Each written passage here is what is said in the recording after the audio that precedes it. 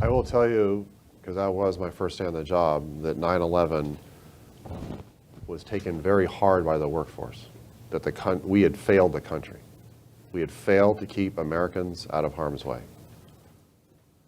However, that was not the case with much of the leadership. The leadership was really in denial. I would hear the following phrase, which I think one person in particular probably had regrets ever saying more publicly, that 9/11 was a gift to NSA. A gift. It was really an interesting bifurcation. A very secret organization knowing that we were part of a systemic failure called 9/11. I will also tell you 9/11 could have been prevented. One of the things that's not well publicly known is that part of my whistleblowing involved being called as a material witness in the short months after 9/11 for 2 9/11 congressional investigations in which I gave highly classified information, operational intelligence, information that NSA had never shared, or information it did not know it had that was never shared, that if it had been shared and properly acted upon, probably would have stopped 9/11 alone, separate from any other intelligence agency or department. This video is going to surround the NSA and CIA pre-intelligence to September 11, 2001. Intelligence that goes back to the early 1990s.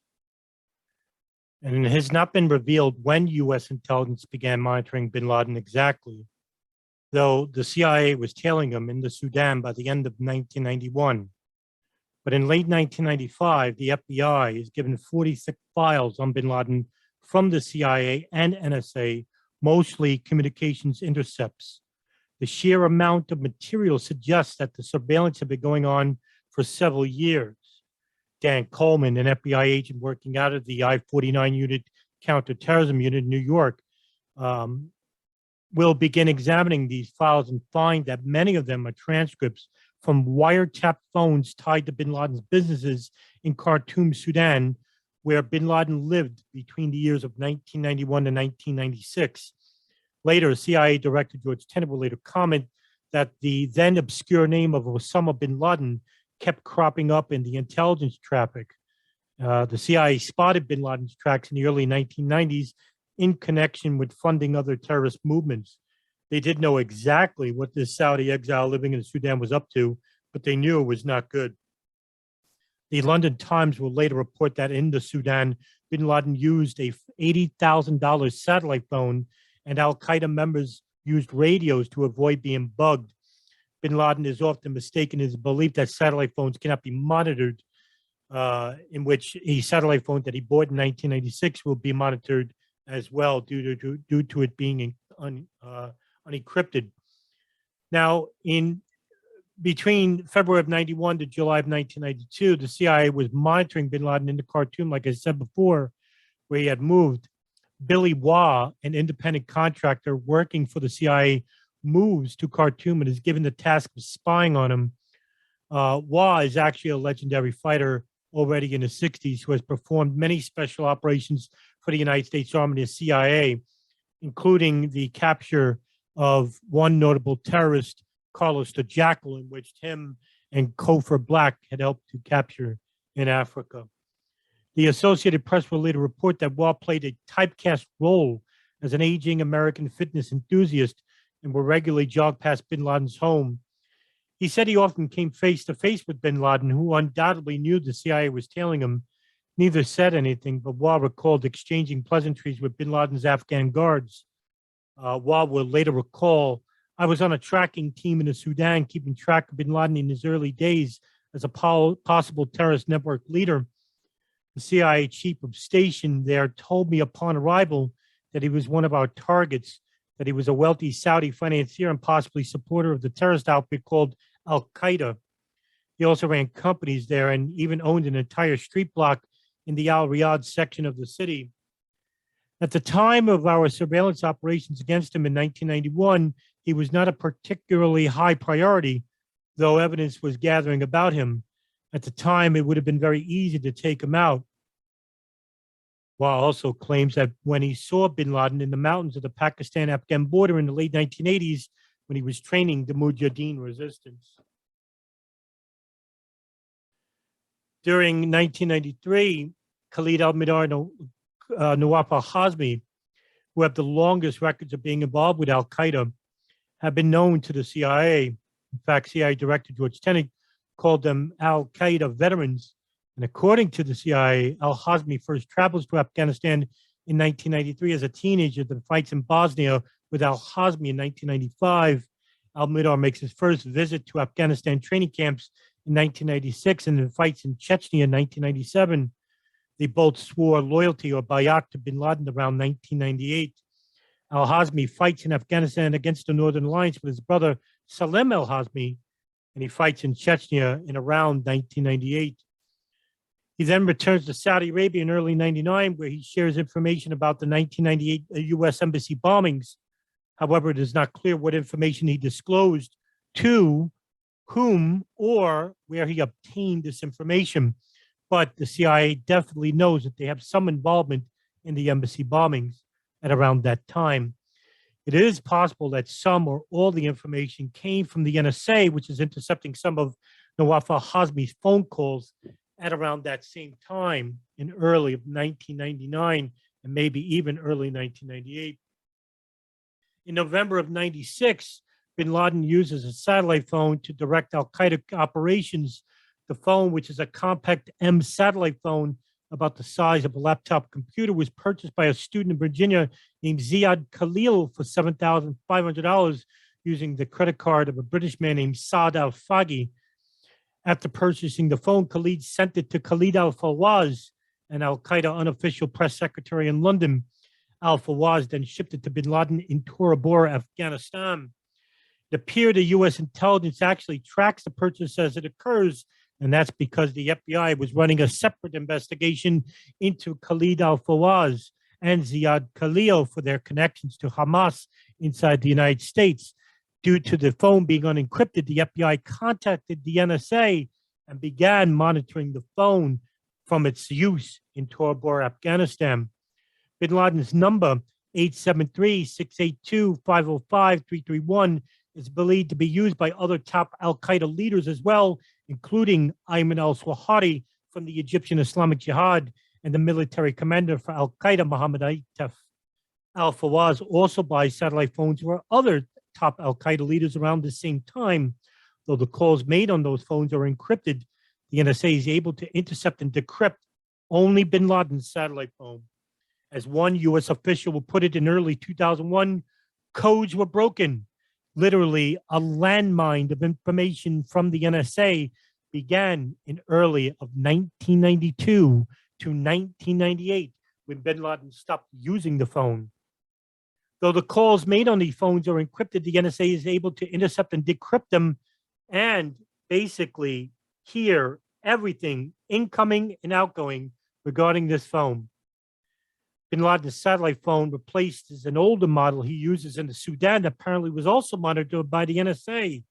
As I said before, in 1992, billing records for his new phone are eventually released to the media in early of 2002, and later Newsweek will note a country-by-country analysis of the bills provided U.S. authorities with a virtual roadmap to important al-Qaeda cells around the world, including Britain, where 27 different phone numbers are called in Britain. The accounts differ on the exact number of calls, but Khalid al-Fawaz, who helps publish statements by bin Laden, received 143 of those calls. Yemen, 221 calls. Dozens of those calls go to an al-Qaeda communications hub in the capital of Sana'a, which is run by Ahmed al-Hada. It later become an al-Qaeda communications hub in which the NSA also begins to run a tap on that line. The Sudan, 131 calls originated from the Sudan. 106 calls to Iran, 67 calls to Azerbaijan, and at least 56 calls to Kenya, 6 calls inside the United States. Press reports note that the records indicated 0 calls were made to Iraq, and over 1,100 total calls are made on the phone. Adding up to the above numbers means that the destination of over 100 calls is still unaccounted for. The use of this phone stops 2 months after the August 1998 embassy bombings in Tanzania and Dar es Salaam. However, It appears that bin Laden and other al-Qaeda leaders continued to other satellite phones occasionally after this time. Shortly after the September 11th attacks, James Banford, an expert authority on the agency of the NSA, says about a year or so ago, the NSA lost all track of him. He may still use satellite phones occasionally to talk about something mundane, but he discovered that the transmitters can be used for homing. According to a different account, bin Laden will attempt to use the different phone communications method, but U.S. intelligence was soon discovered and continue monitoring his calls. In early of 1999, the NSA continued to monitor the al-Qaeda communications hub in Sana'a, Yemen, run by hijacker Khalid al-Midar's father-in-law, since he married his daughter Doa al-Hada. They find references to al-Midar and the hijacker's brothers Salim and Nawaf al-Hazmi. They also learned that Khalid al-Midar and Nawaf al-Hazmi are longtime friends. In early of 1999, the NSA intercepted communications mentioning the full name Nawaf al-Hazmi. However, this information is not disseminated to the intelligence community, as it apparently does not meet NSA reporting thresholds. The 9/11 congressional inquiry will later say those thresholds vary depending on the judgment of the NSA analyst who is reviewing the intercept and the subject, location, and content of the intercept. Another intelligence organization intercepts the same or similar calls and reports this to the NSA. The inquiry later commented that the NSA's practice was to review such reports and disseminate those responsive to U.S. intelligence requirements. For an undetermined reason, the NSA did not disseminate the report. The NSA continues to intercept such calls and finds more information a few months later. Near the end of 1999, there will be additional intercepts that give Khalid al-Midar's full name and the first names of the other two, of Nawaf al-Hazmi and his brother Salim al-Hazmi. While the NSA will provide some information about these new intercepts to the NSA and other agencies, they will not go back to the earlier intercepts to figure out Nawaf's full name and close connection to al-Midar.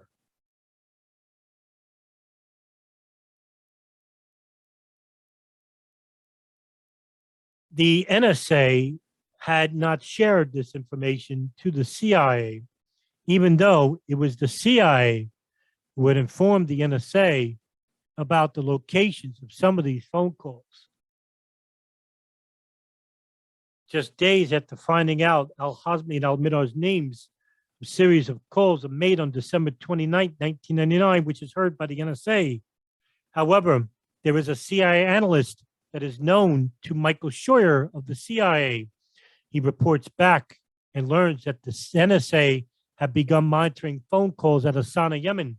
The CIA wants them in on the action. He then goes to the deputy director of the NSA, Barbara McNamara, and gets into a long conversation and later an argument about the CIA becoming privy to the cables collected by the NSA, in which the CIA begins a listening device off the coast of Madagascar. They also begin bugging inside the house of the Ahmed al-Hada home and then become the primary agency involved with the monitoring of Sana'a, Yemen. However, the calls that were heard on December 29, 1999 from the NSA would reveal that several men were to attend a very high-level meeting with notable high-ranking al-Qaeda leaders from around the world. Khalid al-Midar, Nawaf al-Hazmi, and Salim al-Hazmi are to attend this meeting, which is held in Malaysia, Kuala Lumpur. The information would be shared with the CIA's Alex station and its counterterrorism unit. The FBI's I-49 unit, as well as the regional New York City field office, are also informed about the revelation uncovered by the NSA. The reason enough for sharing this information was simple. The NSA wanted these agencies to photograph and collect as much data as possible about who these men were and looked like, so that they could be shared with the NSA. Although Khalid al-Midar's full name was mentioned in one call, the NSA only passes on its first name to the CIA. The al-Qaeda meeting would be fully monitored by Malaysian authorities on behalf of the CIA. The meeting was held in Kuala Lumpur, Malaysia between January 5th and January 8th of 2000. Yazid Sufat would hold the meeting in his condominium, which he is also a member of Jemaah Islamiyah, a terrorist cell located in Malaysia. The meeting would hold many luminaries of the Islamic terrorism world, including Khalid Sheikh Mohammed, Ridwan Isamuddin, who goes by the name Hambali, and a co-leader of the Jemaah Islamiyah, Nawaf al-Hazmi, Khalid al-Minar, Salim al-Hazmi, Ramzi bin al-Shib, Tawfiq bin Atash, nicknamed Khalad, Abu Bara al-Tazizi, Abu Rahim al-Nashiri, and Fahad al-Kuso. It is also alleged that Zacharias Musawi has also attended this meeting. The Malaysian Secret Service would monitor the location of this meeting by taking a number of photographs of the men coming in and out of the residence at the request of the CIA. They asked the Malaysian Secret Service to then pass the information on to its embassy in the United States. The CIA would be the only agency to have photographs of the men attending the meeting.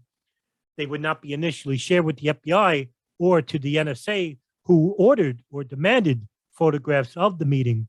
It wasn't until hours after the attacks in New York City where the CIA showed a photograph of Khalad to FBI agent Ali Soufan, who gave his name as well. But by then, it was much too late. The information to stop many of these terrorist attacks would also come into question from the Joint House inquiry into the 9/11 attacks, in which Carl Levin, a committee member, would berate CIA Director George Tenet for not sharing the information with the FBI regarding Nawaf al-Hazmi's dual entry visa, as well as Khalid al-Mihdhar, to which Tenet had denied not sharing information, but didn't think the information Alex Station had was properly vetted. Tenet, unknown to the joint inquiry, would commit perjury regarding that no one had read the cable about Khalid al-Mihdhar and Nawaf al-Hazmi having dual U.S. visas, and the FBI assigned to the Alex Station disagrees. Doug Miller, also an FBI officer assigned to Alex Station, had read the cable regarding Khalid al-Mihdhar and Nawaf al-Hazmi's passport and U.S. visa. Miller drafted a cable warning the FBI headquarters about both men now available to enter the United States, that they both were al-Qaeda operatives who were also involved with the U.S. Embassy attacks in 1998. The cable was intercepted by Alex Station liaison officer Michelle Ann Casey, who go to Tom Wilshire, the deputy director of Alex Station. He would inform Casey to put a hold on sending. When Mark Rossini saw the cable was on hold, he went straight to Casey and asked why the cable had not been sent. Rossini would later tell Frontline PBS, this was not a matter for the FBI, he was told. The next al-Qaeda attack is going to happen in Southeast Asia, and their visas for America are just a diversion. You are not to tell the FBI about it. When and if we want the FBI to know about it, we will. Both Khalid al-Mihdhar and Nawaf al-Hazmi entered the United States after their meeting in Malaysia on January 15, 2001. However, the NSA continued to monitor the calls of both men, even intercepting the calls while they were in Malaysia before they left for the al-Qaeda summit meeting, and even while they were making calls inside the United States using a cell phone belonging to a Saudi consular officer named Omar al-Bayoumi. The CIA had followed al-Mihdhar when he left his home in Yemen and managed to break into his hotel suite where he was staying and photograph his passport, which gave them his full name, his birth information, and passport number for the first time, which alerted them that he had an entry visa to the United States. The CIA officers left the room, leaving everything in the condition they found it in, and they immediately sent this information to Alex Station. The NSA had managed to locate the phone of Khalid al-Mihdhar while in Bangkok, Thailand on January 8th of 2000. This information was also never shared with the agency, either the FBI or the CIA. Again, it seemed that the NSA had always been in constant contact with members of the Yemen hub and also Osama Bin Laden, while the CIA was just a mere steps behind and the FBI being totally kept in the dark. While 9/11 Commissioner Philip Zelikow states that the NSA would not have the technological capabilities to decipher the calls made out of the Yemen hub, intelligence historian Matthew Aid states that that is far from the case. In an interview with ProPublica in 2013, Aid said this: back in 2001, NSA was routinely tracking the identities of both sides of a telephone call. However, what the NSA had known since 1992 was far more sensational, massive in its totality, and rather damning to the agency. The metadata collected by the NSA, the thousands of phone calls monitored by the Bin Laden satellite phone to the Yemen hub, it was absolutely enormous. The absence of sharing this remarkably important data with anyone outside the agency could be seen as critical negligence. And it also could be seen as being culpable of complicity to a high degree. According to former senior executive Thomas Drake, in his interview with Barbara Kopel of The Nation in 2013, Barbara Kopel, what did you tell the Saxby-Chambliss Congressional Subcommittee and the Congressional Joint Inquiry? Thomas Drake, I can't say fully because it's classified, but I showed that the NSA knew a great deal about the 9/11 threats and Al Qaeda electronically tracking various people and organizations for years since its rose to collect intelligence. The problem is, it wasn't sharing all of the data. If it had, other parts of government could have acted on it, and more than likely, NSA could have stopped. I say stopped 9/11. Later, it could have located Al Qaeda at the very time the US was scouring Afghanistan. It's true that there were systematic failures throughout the intelligence system, but NSA was a critical piece of it. I gave both committees prima facie evidence with documents. One was an early 2001 NSA internal detailed multi-year study of Al Qaeda and sympathetic groups, movements that revealed what NSA knew, could have done, and should have done. It was astonishingly well analyzed current intelligence. Soon after 9/11, some NSA analysts called me about it. Why? Because they were pulling their hair out, knowing they had this information and they couldn't get NSA leadership to share the report with the rest of the intelligence community, even though it's mandatory. It was actionable information. Remember the time period. We were in the early part of the war in Afghanistan. People needed to act on it to unravel Al Qaeda networks, but NSA leaders deliberately decided not to disseminate it. So the analysis about what it knew before and after 9/11 got buried very deeply because it would have really made them look bad. In fact, after the analysts called me to complain, I told my superior, Maureen Baginski, the director of signals intelligence, who was the number 3 person at NSA. But instead of acting on it, she got mad at me. She said, Tom, I wish you never brought this to my attention. Barbara Copel, why? Thomas Drake, because she no longer had plausible deniability. The obvious question is, how much did the National Security Agency uncover since 1992? Between the years 1992 to 1998, they were monitoring Osama Bin Laden's satellite phone. They began monitoring all calls out of the Yemen hub from 1996 to 2001. How much did the NSA know and didn't share? Unless the public has access to that transcribed data, we will be left to our own imagination.